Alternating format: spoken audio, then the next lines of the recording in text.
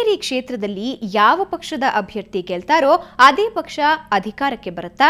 ಹೀಗೊಂದು ಪ್ರಶ್ನೆ ಈಗ ಎದುರಾಗಿದೆ. ಯಾಕಂದ್ರೆ ಇದುವರೆಗೂ ಗೆದ್ದ ಯಾವ ಶಾಸಕನೂ ವಿರೋಧ ಪಕ್ಷದ ಸಾಲಿನಲ್ಲಿ ಕುಳಿತಿಲ್ಲ.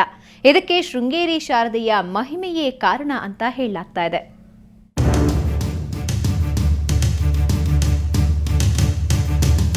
ಚಿಕ್ಕಮಗಳೂರಿನ ಶೃಂಗೇರಿ ವಿಧಾನಸಭಾ ಕ್ಷೇತ್ರ ಕುತೂಹಲದ ಕೇಂದ್ರಬಿಂದು. ಯಾಕಂದ್ರೆ ಇಲ್ಲಿ ಯಾವ ಪಕ್ಷದ ಅಭ್ಯರ್ಥಿ ಗೆಲ್ತಾನೋ ಅದೇ ಪಕ್ಷ ರಾಜ್ಯದಲ್ಲಿ ಅಧಿಕಾರ ಹಿಡಿಯುತ್ತೆ. ಇದು ಕಾಕತಾಳೀಯವಾದ್ರೂ ದಶಕಗಳಿಂದ ಇದೇ ರೀತಿ ನಡೀತಾ ಇದೆ. ಅಲ್ಲದೆ ಈ ಕ್ಷೇತ್ರದ ಶಾಸಕನಿಗೆ ಸಂಪುಟದಲ್ಲಿ ಸ್ಥಾನ ಸಿಗದಿದ್ರೆ ಸರ್ಕಾರ ಅವಧಿ ಪೂರ್ಣಗೊಳಿಸೋದಿಲ್ಲ. ಜೊತೆಗೆ 2-3 ಮುಖ್ಯಮಂತ್ರಿಗಳನ್ನು ಕಾಣುತ್ತೆ ಅನ್ನೋದು ಇತಿಹಾಸ ನೋಡಿದ್ರೆ ಗೊತ್ತಾಗತ್ತೆ. 1989ರ ಚುನಾವಣೆಯಲ್ಲಿ ಕಾಂಗ್ರೆಸ್ನ ಯುಕೆ ಶಾಮಣ್ಣ ಶೃಂಗೇರಿ ವಿಧಾನಸಭಾ ಕ್ಷೇತ್ರದಿಂದ ಆಯ್ಕೆಯಾಗಿದ್ರು. ಆಗ ಕಾಂಗ್ರೆಸ್ ಅಧಿಕಾರಕ್ಕೆ ಬಂದಾದ್ರೂ ಶಾಮಣ್ಣರಿಗೆ ಸಂಪುಟದಲ್ಲಿ ಸ್ಥಾನ ಸಿಗಲಿಲ್ಲ. ಹೀಗಾಗಿ ವೀರೇಂದ್ರ ಪಾಟೀಲ್, ಬಂಗಾರಪ್ಪ, ವೀರಪ್ಪ ಮೊಯ್ಲಿ ಹೀಗೆ ಒಂದೇ ಅವಧಿಯಲ್ಲಿ 3 ಸಿಎಂಗಳು ಬದಲಾದ್ರು. ಇನ್ನು 2004ರ ಚುನಾವಣೆ ನಂತರ ಜೆಡಿಎಸ್ ಹಾಗೂ ಬಿಜೆಪಿಯ ಸಮ್ಮಿಶ್ರ ಸರ್ಕಾರ ಅಧಿಕಾರಕ್ಕೆ ಬಂತು. ಆಗ ಶೃಂಗೇರಿಯಿಂದ ಬಿಜೆಪಿಯ ಜೀವರಾಜ್ ಶಾಸಕರಾಗಿದ್ರು. ಅವರಿಗೆ ಸಚಿವ ಸ್ಥಾನ ಸಿಗಲಿಲ್ಲ.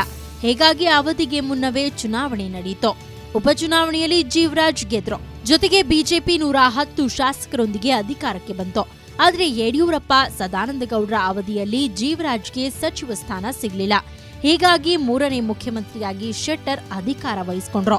ಈ ವೇಳೆ ಜೀವರಾಜ್ಗೆ ಸಂಪುಟದಲ್ಲಿ ಸ್ಥಾನ ಸಿಕ್ಕಿದ್ರಿಂದ ಶೆಟ್ಟರ್ ಅವಧಿಯನ್ನ ಪೂರೈಸಿದ್ರು. ಇವಿಷ್ಟನ್ನ ಬಿಟ್ರೆ ಉಳಿದ ಅವಧಿಯಲ್ಲಿ ಶೃಂಗೇರಿಯಿಂದ ಆಯ್ಕೆಯಾದ ಎಲ್ಲಾ ಶಾಸಕರಿಗೂ ಸಚಿವ ಸ್ಥಾನ ಸಿಕ್ಕಿದೆ.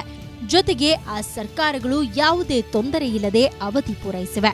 ಒಟ್ಟಾರೆ ಕಾಕತಾಳೀಯ ಎಂಬಂತೆ ಶೃಂಗೇರಿ ವಿಧಾನಸಭೆ ಕ್ಷೇತ್ರದಿಂದ ಆಯ್ಕೆಯಾಗುವಂತಹ ಶಾಸಕರು ಯಾವತ್ತೂ ವಿರೋಧ ಪಕ್ಷದಲ್ಲಿ ಕುಳಿತಿಲ್ಲ. ಇದಕ್ಕೆ ಶೃಂಗೇರಿ ಶಾರದೆಯ ಕೃಪೆಯೇ ಕಾರಣ ಎಂದು ನಂಬಲಾಗಿದೆ. ಚಿಕ್ಕಮಗಳೂರಿನಿಂದ ಕ್ಯಾಮರಾಮನ್ ಶಶಿ ಜೊತೆ ಆಲ್ದೂರ್ ಕಿರಣ್, ಸುವರ್ಣ ನ್ಯೂಸ್. ಆತ ಸಮಾಜಕ್ಕೆ ನೀತಿ ಬೋಧನೆ ಮಾಡಲು ಬಂದಿದ್ದ. ಉತ್ತರ ಪ್ರದೇಶದಿಂದ ಬಂದವನನ್ನ ಮಸೀದಿ ಮೌಲ್ವಿಯನ್ನಾಗಿ ಮಾಡಲಾಗಿತ್ತು. ಆದರೆ ಆತ ಮಾಡಿದ್ದು ಮನೆಹಾಳ ಕೆಲಸ.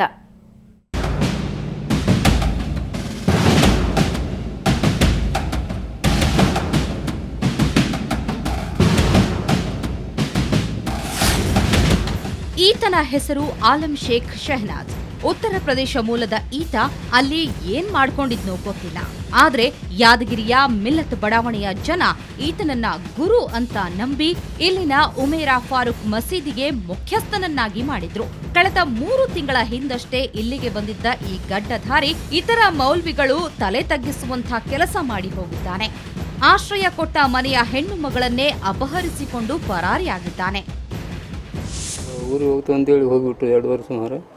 ಅದು ನಾನೇ ಅವರಿಗೆ ಅಲ್ಲಿ ನಮ್ಮ ಮಸೀದಿಯಿಂದ ಅವ್ರಿಗೆ ಆಟೋದಲ್ಲಿ ಕೂಡಿಸಿ ಕಳಿಸಿಕೊಟ್ಟೆ.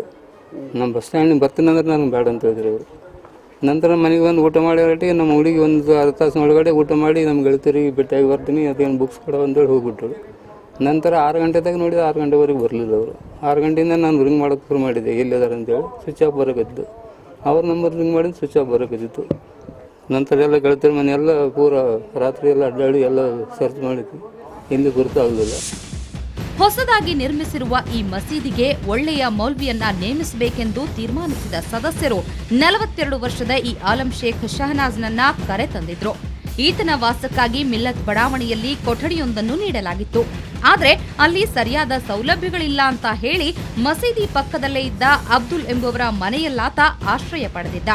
ಪ್ರತಿದಿನ ಆ ಮನೆಗೆ ಭೇಟಿ ನೀಡುತ್ತಿದ್ದ ಈತ ಅಬ್ದುಲ್ರ 21 ವರ್ಷದ ಮಗಳೊಂದಿಗೆ ಸಲುಗೆ ಬೆಳೆಸಿಕೊಂಡಿದ್ದ. ನಂತರ ಏನೋ ಮೋಡಿ ಮಾಡಿ 5 ದಿನಗಳ ಹಿಂದೆ ಆಕೆಯೊಂದಿಗೆ ಎಸ್ಕೇಪ್ ಆಗಿದ್ದಾನೆ.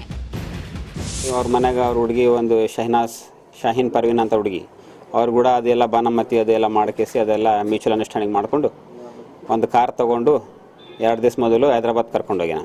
ಹೈದರಾಬಾದ್ ನಾಂಪಲ್ಲಿ ಸ್ಟೇಷನ್ಗೆ ಕಾರ್ದ ಇಳಿಸ್ಕೇಸಿ ಅಲ್ಲಿಂದ ಅವರು ಬೇರೆ ಕಡೆ ಹೋಗಿಬಿಟ್ಟಾರೆ. ಎಲ್ಲಿಂದಲೋ ಕರೆತಂದು ಆಲಂ ಶೇಖ್ನನ್ನ ಮೌಲ್ವಿ ಮಾಡಿದ್ದಕ್ಕೆ ಮಸೀದಿಯ ಸದಸ್ಯರು ಈಗ ಪಶ್ಚಾತ್ತಾಪ ಪಡುತ್ತಿದ್ದಾರೆ. ಗೊತ್ತು ಗುರಿ ಇಲ್ಲದ ವ್ಯಕ್ತಿಯನ್ನ ನಂಬಿದ ಜನ ತಲೆ ತಗ್ಗಿಸುವಂತಾಗಿದೆ. ಈ ಬಗ್ಗೆ ಯಾದಗಿರಿ ನಗರ ಪೊಲೀಸ್ ಠಾಣೆಯಲ್ಲಿ ಪ್ರಕರಣ ದಾಖಲಾಗಿದ್ದು ಪೊಲೀಸರು ಪರಾರಿಯಾದವನಿಗಾಗಿ ಹುಡುಕಾಟ ನಡೆಸುತ್ತಿದ್ದಾರೆ. ಯಾದಗಿರಿಯಿಂದ ಕ್ಯಾಮರಾಮನ್ ರಫೀಕ್ ಜೊತೆ ಶಶಿಕಾಂತ್ ಕೋರ್ವಾರ್, ಸುವರ್ಣ ನ್ಯೂಸ್. ನಿಮ್ಮೂರಿನ ತಾಜಾ ಸುದ್ದಿ ಮುಂದುವರಿಯುತ್ತೆ ಒಂದು ಪುಟ್ಟ ಬ್ರೇಕ್ನ ನಂತರ.